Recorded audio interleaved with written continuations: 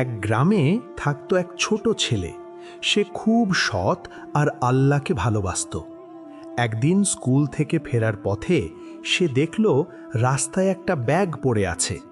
Bag খুলে দেখল অনেক অনেক টাকা।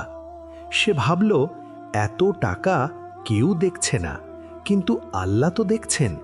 সে ঠিক করল, না, এটা আমার না, আমি মালিককে খুঁজে ফিরিয়ে দেব। সে গ্রামে গ্রামে খুঁজতে লাগলো কার ব্যাগটা। অবশেষে সে দেখল এক বুড়ো চাচা খুব চিন্তিত। বুড়ো চাচা অবাক, তার হারানো ব্যাগ ফিরে পেয়ে খুব খুশি হলেন। চাচা বললেন, আল্লাহ তোমাকে অনেক বড় করুক বাবা, তুমি খুব সৎ ছেলে। ছেলেটির মন খুব হালকা হয়ে গেল। সততার কারণে তার হৃদয় ভরে গেল শান্তিতে।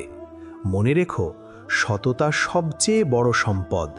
আল্লাহ সৎদের সাথে থাকেন।